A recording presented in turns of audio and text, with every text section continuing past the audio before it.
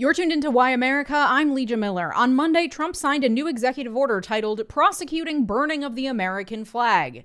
Why? Why does he care? Why does this matter? What nefarious plot is this a part of? That's what we're discussing today. The reason I ask why so incredulously, given that it's pretty easy to be incredulous about so many things right now, is because this is pretty settled law. There isn't some new wave of flag burnings happening that's going unaddressed. This seems kind of out of left field. And it feels kind of random given the regime's general focus on different grander plans and schemes. And in part it is true. This is a distraction from things like the fact that he's threatening to expand his military takeover to places like Chicago and New York in a way that makes my stomach churn, though I've already made episodes sort of breaking down all of the reasons why he can't do that and probably will. But I think that there's an insidious underbelly to this seemingly random distraction that is important to unpack here. First, let me pay the bills. Thank you to my partner on today's video, PDS Debt. Credit card debt sucks. I've struggled with it. I know how stressful and overwhelming it can be to watch those debts just pile up. And it is so hard to live your life under the constant strain of worrying about credit card debt on top of, literally everything else going on right now. And of course, it's the credit card companies that win when you have to keep paying them huge amounts of interest every month. It can feel so good to finally take control of your life by tackling those big, scary debts, especially if you can get a little help along the way. If you're struggling with credit cards, personal loans, collections, or medical bills, you need to check out PDS Debt. PDS Debt provides a service to match you with debt solutions tailored to your financial situation, and they have a team of people ready to help you with your debt journey. They understand your specific scenario and will help provide alternative solutions to becoming debt-free. PDS Debt is offering a free debt analysis. It only takes 30 seconds. Head over to pdsdebt.com/Miller to get your free debt assessment today. You'll receive a full breakdown on how to save on interest each month and the quickest way to take care of your debt. There's no minimum credit score required. Whether your credit is bad or fair, they're here to help you save more, pay off your debt faster, and start putting money back where it belongs in your savings account. PDS Debt is A+ rated by the Better Business Bureau, boasts hundreds of 5-star reviews on Google, and holds a 5-star rating on Trustpilot. And getting started is easy. Go to pdsdebt.com/Miller to complete your free debt assessment in just 30 seconds to see what options are available to you. Get your free assessment and find the best option for you right now at pdsdebt.com/Miller. Thanks, PDS Debt. According to Monday's executive order, quote, "The American flag is a special symbol in our national life that should unite and represent all Americans of every background and walk of life. Desecrating it is uniquely offensive and provocative. It is a statement of contempt, hostility, and violence against our nation, the clearest possible expression of opposition to the political union that preserves our rights, liberty, and security. Burning this representation of America may incite violence and riot. American flag burning is also used by groups of foreign nationals as a calculated act to intimidate and threaten violence against Americans because of their nationality and place of birth." It goes on to say, quote, "My administration will act to restore respect and sanctity to the American flag and prosecute those who incite violence or otherwise violate our laws while desecrating this symbol of our country to the fullest extent permissible under any available authority." It says, quote, "To the maximum extent permitted by the Constitution, the Attorney General shall vigorously prosecute those who violate our laws in ways that involve desecrating the American flag, and may pursue litigation to clarify the scope of the First Amendment exceptions in this area." And it goes on to say that the AG and others, quote, "shall deny, prohibit, terminate, or revoke visas, residence permits, naturalization proceedings, and other immigration benefits, or seek removal from the United States whenever there has been an appropriate determination that foreign nationals have engaged in American flag desecration activity under circumstances that permit the exercise of such remedies pursuant to federal law."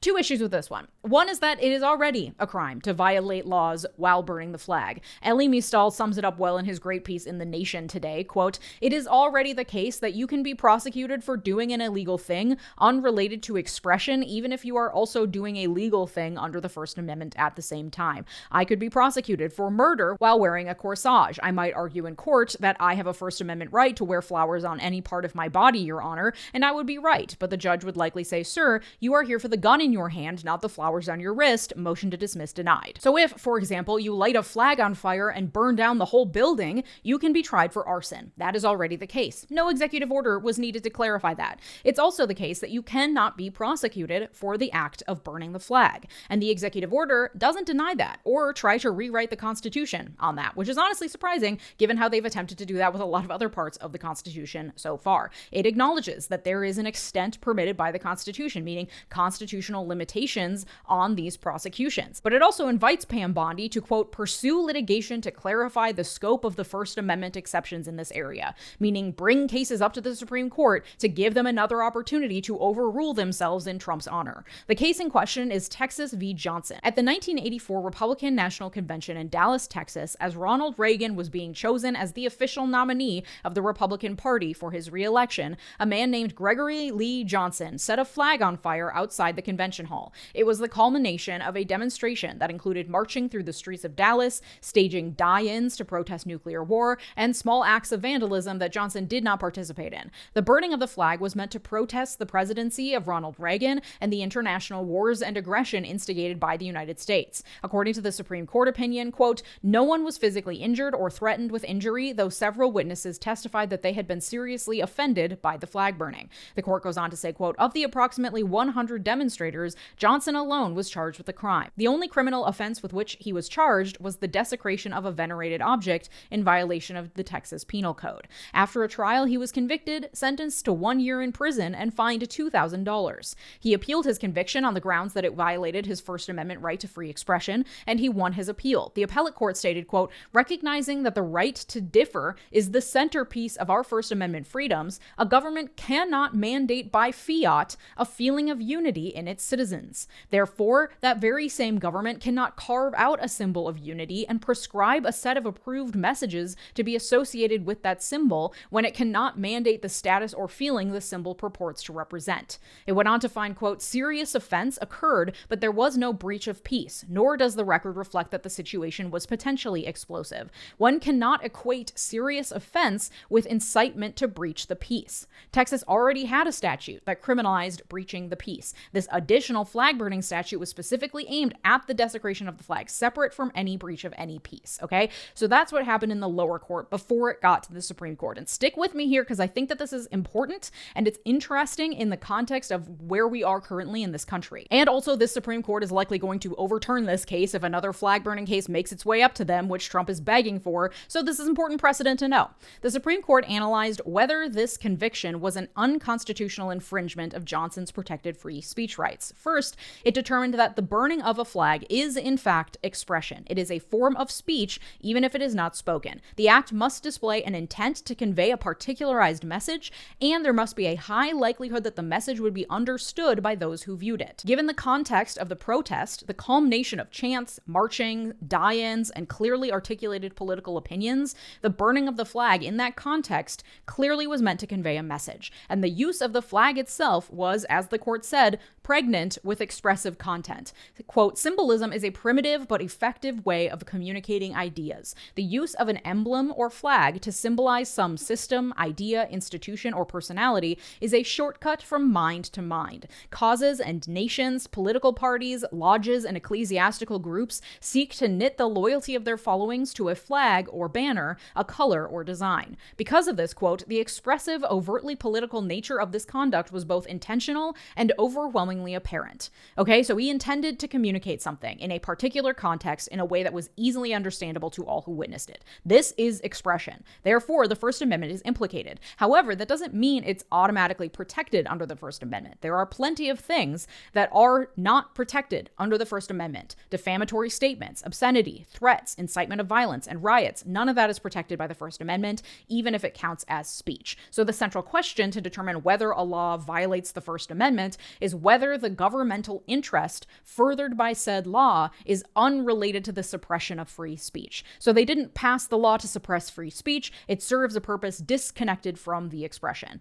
Texas argued that its prohibition on flag burning was meant to prevent breaching of the peace. Again, they already have a separate statute for that. Texas admitted that no breach of the peace occurred or was even threatened due to Johnson's flag burning. The court reasons, quote, the state's position, therefore, amounts to a claim that an audience that takes serious offense a particular expression is necessarily likely to disturb the peace, and that the expression may be prohibited on this basis. Our precedents do not countenance such a presumption. On the contrary, they recognize that a principal function of free speech under our system of government is to invite dispute. It may indeed best serve its high purpose when it induces a condition of unrest, creates dissatisfaction with conditions as they are, or even stirs people to anger. No reasonable onlooker would have regarded Johnson's generalized expression of dissatisfaction with the policies of the federal government as a direct personal insult or an invitation to exchange fisticuffs. The court also rejected Texas's argument that the law was meant to preserve the flag as a symbol of nationhood and national unity. The decision says, quote, Johnson was not, we add, prosecuted for the expression of just any idea. He was prosecuted for his expression of dissatisfaction with the policies of this country, expression situated at the core of our First Amendment values. Moreover, Johnson was prosecuted because he knew that his politically charged expression would cause serious offense. If he had burned the flag as a means of disposing of it because it was dirty or torn, he would not have been convicted of flag desecration under this Texas law. Federal law designates burning as the preferred means of disposing of a flag when it is in such condition that it is no longer a fitting emblem for display, and Texas has no quarrel with this means of disposal. The Texas law is thus not aimed at protecting the physical integrity of the flag in all circumstances, but is designed instead to protect it only against impairments that would cause serious offense to others. And just to really drive home how important it is that we be allowed to express things that are controversial, the court says, and I'm going to jump around the opinion a bit, but just hold current events in your mind as I read the words of the Supreme Court of the United States. Quote, if there is a bedrock principle underlying the First Amendment, it is that the government may not prohibit the expression of an idea simply because society finds the idea itself offensive or disagreeable. If there is any fixed star in our constitutional constellation, it is that no official, high or petty, can prescribe what shall be orthodox in politics, nationalism, religion, or other matters of opinion, or force citizens to confess by word or act their faith therein. We would be permitting a state to prescribe what shall be orthodox by saying that one may burn the flag to convey one's attitude toward it and its reference only if one does not endanger the flag's representation of nationhood and national unity. To conclude that the government may permit designated symbols to be used to communicate only a limited set of messages would be to enter territory having no discernible or defensible boundaries. Could the government, on this theory, prohibit the burning of state flags, of copies of the presidential seal, of the Constitution? In evaluating these choices under the First Amendment, how would we decide which symbols were sufficiently special to warrant this unique status? To do so, we would be forced to consult our own political preferences and impose them on the citizenry in the very way that the First Amendment forbids us to do. Its statute's implicit assumption that physical mistreatment of the flag will lead to serious offense tend to confirm that the flag's special role is not in danger. If it were, no one would riot or take offense because a flag had been burned. We are tempted to say, in fact, that the flag's deservedly cherished place in our community will be strengthened, not weakened, by our holding today. The way to preserve the flag's special role is not to punish those who feel differently about these matters. It is to persuade them that they are wrong. We do not consecrate the flag by punishing its desecration, for in doing so, we dilute the freedom that this cherished emblem represents. Justice Kennedy concurred with the opinion, but wrote separately to note just how much he hates flag burning, saying, the hard fact is that sometimes we must make decisions we do not like. We make them because they are right. Right in the sense that the law and the Constitution, as we see them, compel the result. Though symbols often are what we ourselves make of them, the flag is constant in expressing beliefs Americans share, beliefs in law and peace, and that freedom which sustains the human spirit. The case here today forces recognition of the costs to which those beliefs commit us. It is poignant but fundamental that the flag protects those who hold it in contempt, which is wild to read in the context of today's court and just the nation as a whole.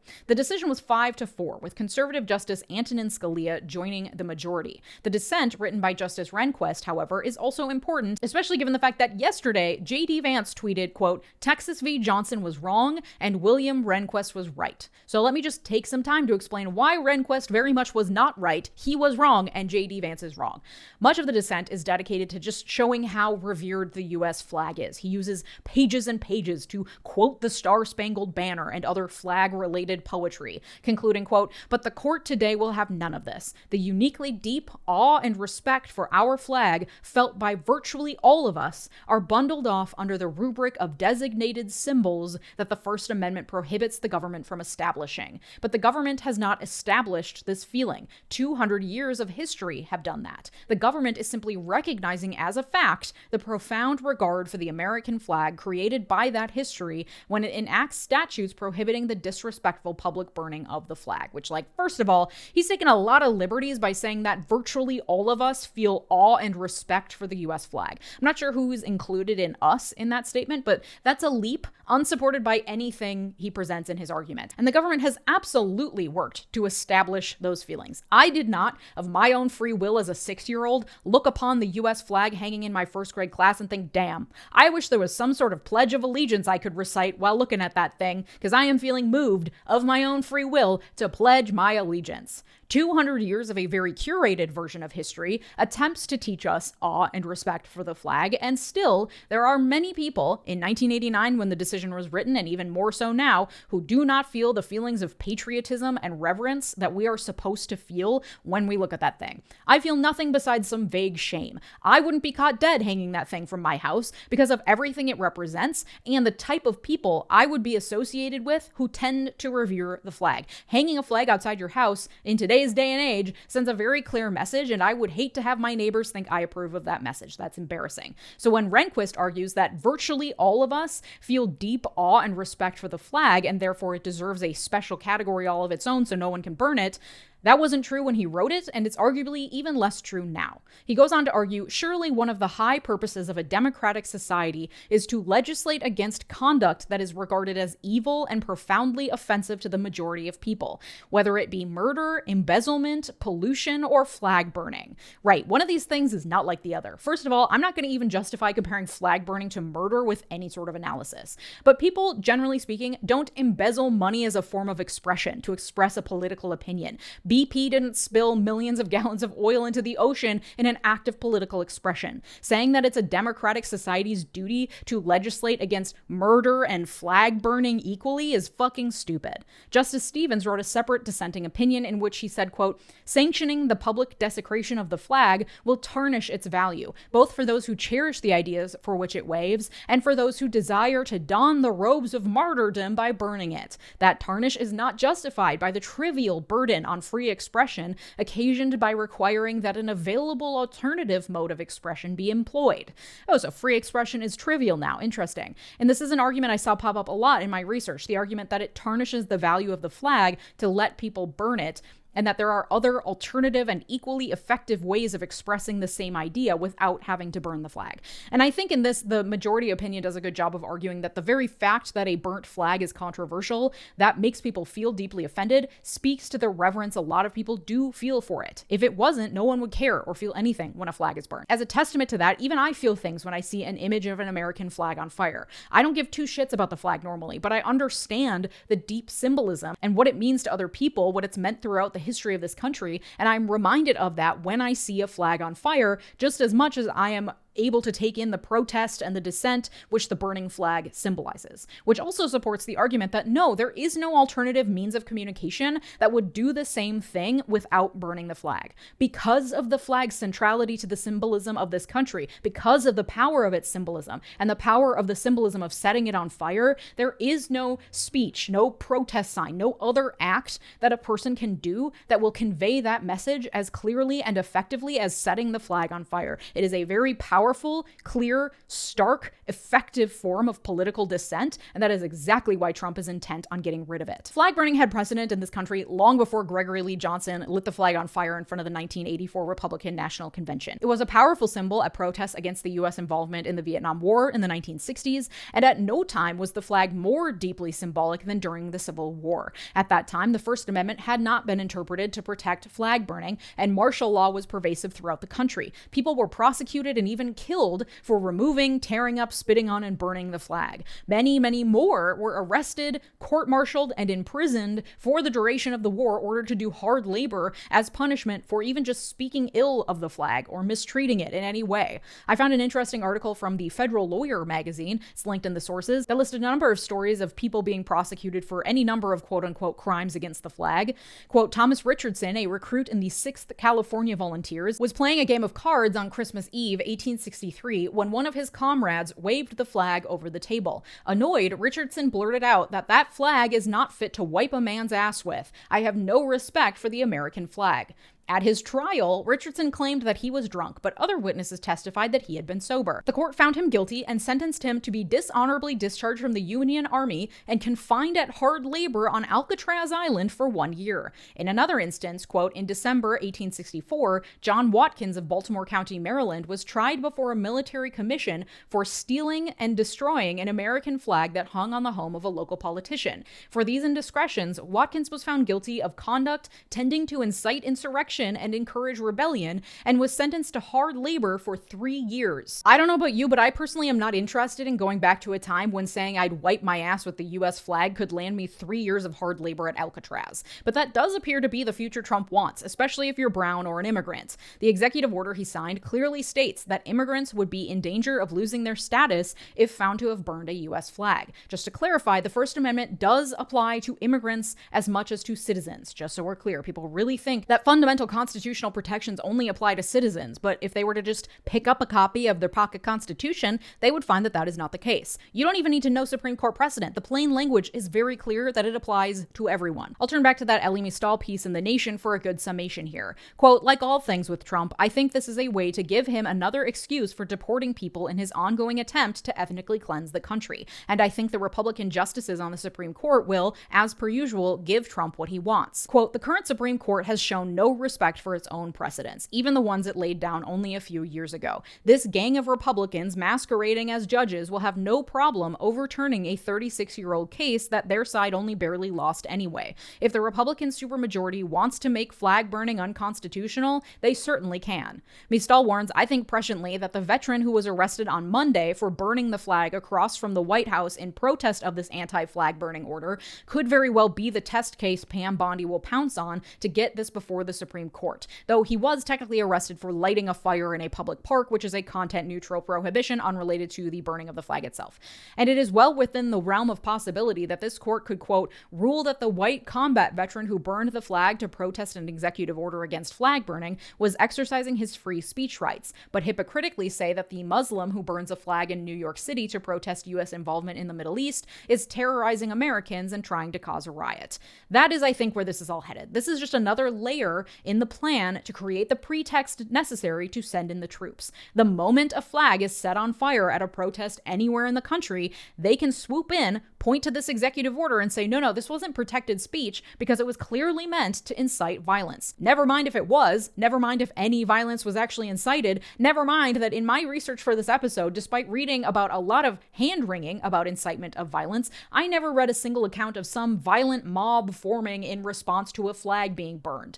I understand theoretically why someone might worry that violence could be incited by a burning flag, but I'd like anyone to point me in the direction of any evidence that that is actually occurring. None of that will matter, though. It won't if the Supreme Court gets a chance to overrule itself. It won't if a flag is burned on a Chicago street and absolutely nothing happens because of it, but Trump sends in the troops, claiming that they're inciting violence by burning flags on the streets of Chicago. Once again, I will turn to 𝗖𝗎𝗧𝗛𝗏 to sum it up. Quote, my best legal thought is this. If you are foreign-born, don't burn the flag. You'll be in a gulag owned by crypto bros long before John Roberts gets around to ruling that the First Amendment is just a collective hallucination and Trump has been anointed to relieve us of our misconceptions. If you're a white, cis, hetero, American-born male, also don't burn the flag. Try shooting it instead. Then see if the Supreme Court will uphold your Second Amendment rights. Again, that article, along with all my sources, is linked in the description. If you want the joy of supporting independent media, all these episodes are ad-free over on Patreon, patreon.com/LeejaMiller. Thank you to my multi-platinum patrons, Mark, Sarah Shelby, Art, David, RH, Latranger Lucas, Thomas Johnson, and Tay.